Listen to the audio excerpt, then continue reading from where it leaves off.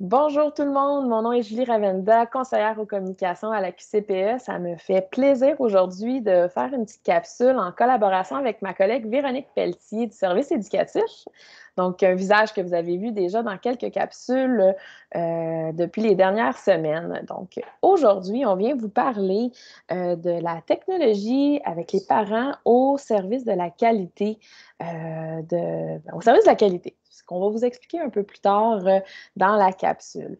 Depuis quelques jours déjà, l'équipe des communications, on vous envoie des courriels vous demandant des témoignages et des bons coups de vos équipes dans ce temps de confinement. Puis on voulait vous en faire part aujourd'hui. En fait, j'ai sélectionné 3 idées. On a les parents qui sont en contact sur Facebook avec les éducatrices. Donc, les parents qui se lancent entre eux des défis, des petites idées d'activités à faire avec les enfants. On a aussi reçu un témoignage des éducatrices qui font des Facebook Live avec les enfants, donc à l'heure du conte, un petit moment avant la sieste l'après-midi pour raconter des histoires avec les petits.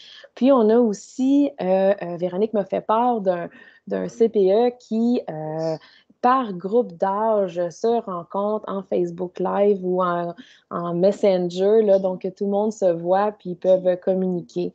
Donc, on trouvait que c'était des super belles idées. Vous faites preuve d'imagination, de créativité pour entrer en contact avec votre monde. Puis, c'est super beau de voir le lien qui reste présent, cette proximité via les réseaux sociaux qui est présent. Donc, quand j'ai parlé de ces beaux témoignages à Véronique, Véro m'a lancé la balle en me parlant de qualité. Donc, je te laisse la parole, Véro, si tu veux en faire et développer un peu la qualité qui ressort de tout ça. Oui, en fait, nos services de garde éducatifs, c'est des services de garde qui sont de grande qualité. Puis, la qualité de l'interaction avec les parents, c'est vraiment central quand on vient faire, entre autres, les évaluations de la qualité. Mais c'est à ça qu'on va reconnaître vraiment la plus-value d'un service de garde. Pas juste à ça, bien sûr, mais ça en fait partie. Dans les mesures d'évaluation, entre autres du ministère et de plusieurs autres documents que vous avez, il y a une unité de mesure au niveau de la qualité des interactions avec les parents. Puis, il y a plusieurs composantes à ça, dont une qui est de soutenir l'empowerment des parents dans leur rôle parental. Puis, il y en a aussi de soutenir le développement d'un réseau de soutien autour du parent.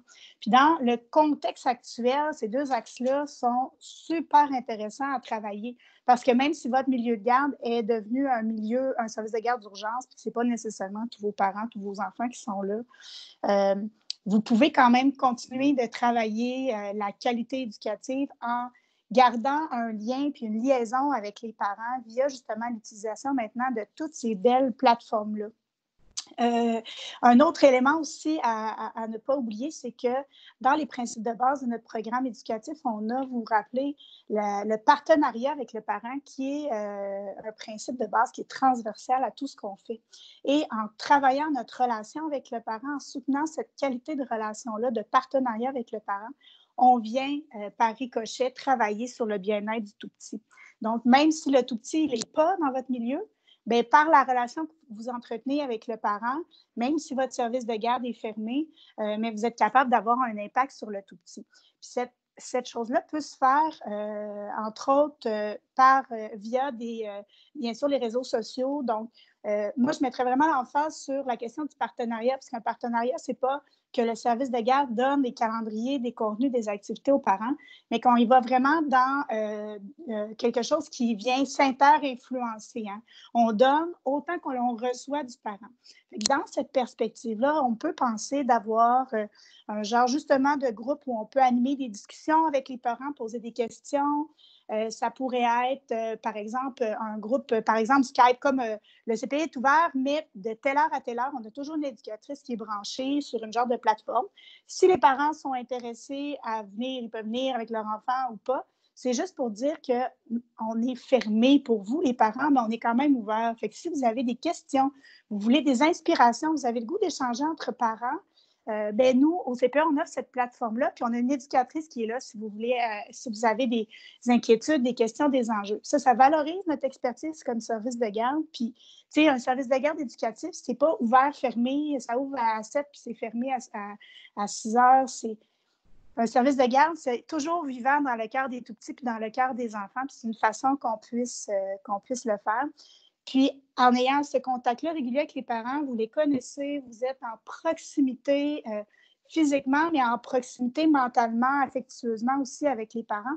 Puis, vous allez pouvoir les référer, oui, à des activités, mais je pense aussi à du soutien social. Si vous sentez qu'il y a un parent qui est plus fragile, vous pouvez lui donner des références pour une ligne d'écoute, soutien psychologique, parce qu'on s'entend, c'est pas facile de vivre du confinement. Puis en plus, dans ce contexte-là, on peut être mélangé un peu dans tout ce qu'on vit. Aussi des ressources au niveau des organismes communautaires qui offrent du dépannage alimentaire, qui peut les aider pour aller chercher des types de ressources, des papiers, les prestations canadiennes d'urgence et tout ça. Je ne dis pas que vous devez être un spécialiste, mais vous pouvez au moins avoir ce numéro-là de téléphone en main pour pouvoir référer les gens puis diriger les parents. Fait que même si vous êtes fermé, dans le fond, vous continuez de travailler cette relation-là. Puis quand on va revenir à la normale, bien, la qualité de votre relation avec le parent n'aura pas fait « Ah, ben là, on ne s'est pas parlé pendant tant de semaines ». On a continué de rester en contact et même on va renforcer notre partenariat avec le parent à travers cette crise-là. Mais c'est fou comment que les réseaux sociaux peuvent justement, même si on est loin, rapprocher les gens. Puis, ben, on voulait juste vous faire part de tous les beaux avantages, puis vous encourager à le faire, puis de ne pas arrêter, de continuer votre beau travail. Puis en tout temps, vous pouvez vous référer au site web de la QCPE où on vous a fait une boîte à outils aussi, autant pour les parents que pour les éducatrices, la direction générale. Donc, référez-vous à ce site. Puis ceux qui veulent avoir un peu plus d'informations sur les réseaux sociaux, on a aussi une petite capsule qu'on a ressortie de nos archives pour justement vous décortiquer un peu plus Facebook et compagnie. Donc, on vous souhaite de continuer votre beau travail, passer une belle journée, puis on se revoit bientôt pour une autre petite capsule. Bonne journée tout le monde!